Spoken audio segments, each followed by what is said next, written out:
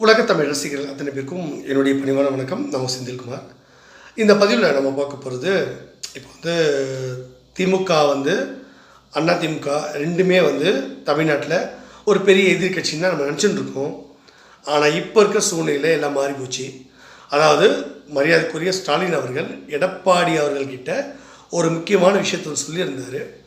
அதன் அடிப்படையில் எடப்பாடி அவர்கள் ஸ்டாலின் அவர்கள் பேச்சை கேட்டுக்கிட்டு 2026 வர இருக்கின்ற இந்த சட்டமன்ற தேர்தல் இருக்கு இல்லையா, அந்த தேர்தலில் ஸ்டாலின் அவர்களுடைய அறிவுறுத்தலின் பேரில் எடப்பாடி அவர்கள் தேர்தலில் நிற்க மாட்டார்.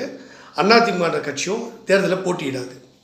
அதற்கு முக்கியமான காரணம் என்னென்னாக்கா, ஒரு பக்கம் பாஜக, இன்னொரு பக்கம் திமுக அப்படின்றது ஒரு செட்டிங் அப்படி நாங்கள் பண்ணிக்கிட்டு இருக்கோம். திமுகவுக்கு மாற்று பாஜக தான்ன்றது அதிமுக களத்திலேருந்து அகற்றணும். புரியுது உங்களுக்கு? அதிமுக அப்படின்ற கட்சி களத்திலேருந்து அகற்றிட்டாக்கா இங்கே திமுக பாஜக கூட்டணிக்கு நடுவில் தான் சண்டை. இப்போ இந்த வேலையை செய்கிறதுக்கு நாம் ஒரு முடிவு எடுத்துருக்கோம். ஆக்சுவலாக இப்போ எல்லோரும் அதிமுக கூட தான் எடப்பாடியை மாற்றிட்டு இவங்க வருவாங்க அவங்க வருவாங்க சொல்கிறாங்க. ஆக்சுவலாக என்னுடைய வியூகம் அப்படி இல்லை, மோடி அவர்களுக்கு நான் கொடுத்துருக்கேன். ஆக்சுவலாக என்னென்னா, எடப்பாடி இருப்பார், அதிமுக கட்சி இருக்கும், ஆனால் அது தேர்தலில் போட்டியிடாது, அவ்வளோதான் மேட்டர். அதில் இருக்க முக்கிய நிர்வாகிகள்லாம் யார் கூட வருவாங்க, போட்டி போடுவாங்களா இல்லையா, இதெல்லாம் அடுத்த கட்ட ஒரு விஷயங்கள் அப்புறம் நான் சொல்கிறேன் அதெல்லாம்.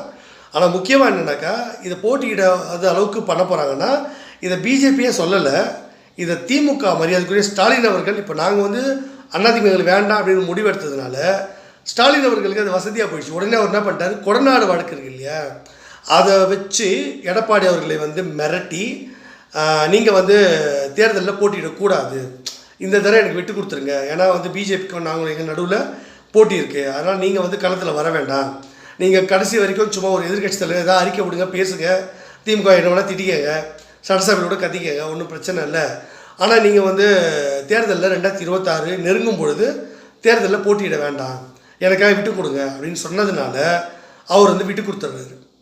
புரியுது உங்களுக்கு? இதனால் எடப்பாடி அவர்கள் தலைமையிலான அதிமுக போட்டியிடாது தேர்தலில் 2026. இதை நான் அடித்து சொல்கிறேன்.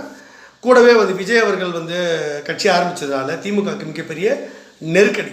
ஸோ அதனால் ஸ்டாலின் அவர்கள் இப்படி ஒரு முடிவை திணிக்கிறார் எடப்பாடி அவர்கள் மேலே. உண்மையிலேயே எடப்பாடி அவர்கள் முதல்ல என்ன சொன்னார், ஓபிஎஸ் எல்லாம் வெளியே துரத்தும் பொழுது அவங்க திமுகவுக்காக வேலை செய்கிறாங்க அப்படின்றாங்க இல்லையா. அப்போது ஒரு முக்கியமாக திமுக அதிமுக இந்த களத்தில் திமுகவை வீழ்த்த வேண்டிய அதிமுக எடப்பாடி அவர்கள் காலத்தில் இப்போ எப்படி ஆயிருக்குன்னா, திமுக மிரட்டுறதுனால, அதாவது வழக்கில் பிடிச்சி ஜெயிலில் போட்டுறதுனால எடப்பாடி அவர்கள் பயந்துட்டார். ஏன்னா இது கொலை வழக்கு, ஒரு ஊழல் வழக்கோ இல்லை லஞ்சம் வாங்கின வழக்கோ அப்படி இருந்தால் கூட வெளியே வந்துடலாம், அதில் கூட இப்போ டிஸ்குவாலிஃபை ஆகிடுவாங்க. ஆனால் கொலை வழக்குன்னா அவருக்கு ஆயுள் தண்டனை கிடச்சிடும். இதுக்கெல்லாம் மூலக்காரன் எடப்பாடி தான்.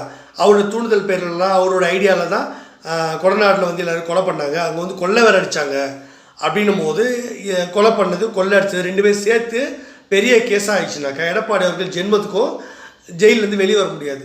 அப்போ ஒரு விடுதலையே கிடைக்காது, ஜாமீனும் கிடைக்காது. அப்போ அவருடைய லைஃப், அரசியல் லைஃப்பை முடிஞ்சிடும், வாழ்க்கையும் ஜெயிலையும் முடிஞ்சிடும். அதுக்கப்புறம் என்ன பண்ணுறது? அதனால் ஸ்டாலின் அவர்கள் சொன்ன அந்த மிரட்டலுக்கு பயந்து நான் ஜெயிலுக்கு போய் விரும்பலை, அதனால் நீங்கள் என்ன சொன்னாலும் நான் கேட்குறேன், அதிமுகவில் இருக்க தொண்டர்கள்லாம் முட்டாள்கள், நான் சொல்கிறத தான் கேட்பாங்க. ரெண்டாவது, எல்லோரும் பணம் கொடுத்தா விலைக்கு வாங்கியிருக்கேன், இன்றைக்கி எவனோ விசுவாசிலாம் கிடையாது, காசு கொடுத்தா நம்ம பக்கம் இருப்பானுங்க, அதனால் நான் காசு கொடுத்து எல்லோரும் கலெக்ட் பண்ணி வச்சுருக்கேன், அதனால் என்னை மீறி பொதுக்குள்ளே யாரும் போட மாட்டாங்க, பிஜேபியோ என்னை ஃபோர்ஸ் பண்ணலை, அதனால் நானே இருந்துக்கிறேன், நானே இந்த கட்சியை நான் ஹேண்டில் பண்ணிக்கிறேன் விட்டுட்டாங்க.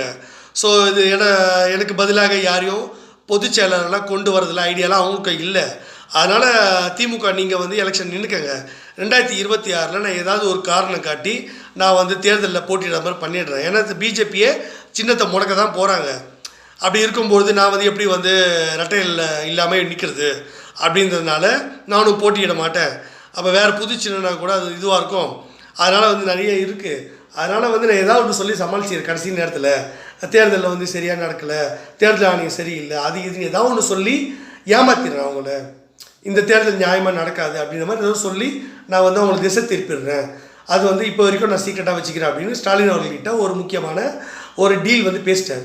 இதன் அடிப்படையில் தான் சொல்கிறேன், எடப்பாடி அவர்கள் ஸ்டாலின் காலில் விழுந்துட்டார், மொத்தமாக சரண்டர் ஆகிட்டார். அதனால் எடப்பாடி அவர்கள் நம்பி நீங்கள் தொண்டர்கள் வந்து அந்த கட்சியில் இருந்தால் அது உங்களுக்கு தான் நஷ்டம். 2026 சட்டமன்ற தேர்தலில் எடப்பாடி அவர்களோ அந்த அதிமுக கட்சியோ போட்டியிடாது அப்படின்னு நீங்கள் புரிஞ்சுக்கோங்க. விரைவில் திமுகவுக்கு எதிராக நிறைய ஊழல் விஷயம்லாம் நாங்கள் பண்ண போகிறோம். அதனால் இப்போவே அதெல்லாம் ஆரம்பித்தாச்சு. நான் எப்போது சொல்லியிருந்தேன், நிறைய பேர் கேட்டுக்கொண்டிருந்த அடிப்படையில் எனக்கு கொஞ்சம் டைம் கிடைக்கும் பொழுது இப்போ இந்த சேனலில் மறுபடியும் கோல்டன் பிக்சர் சேனல் மறுபடியும் இது பண்ணி பழைய வீடியோக்களை எடுத்துகிட்டு இப்போ வந்து புதுசாக ஒரு ஓப்பன் பண்ணி இதில் அந்த வீடியோக்கெல்லாம் போட்டு உங்களுக்கு அப்டேட்ஸ் கொடுக்குறேன். நிறைய பேர் கேட்டாங்க, அன்பாக கேட்டாங்க, ரெக்வஸ்ட் பண்ணாங்க. அவங்களுக்காகத்தான் இந்த இன்ஃபர்மேஷன் நான் கொடுக்குறேன். இதை பற்றி உங்களுக்கு பிடிச்சிருந்தா சேனல் லைக் பண்ணுங்கள், ஷேர் பண்ணுங்கள், சப்ஸ்கிரைப் பண்ணுங்கள். Thank you and Jai Hind.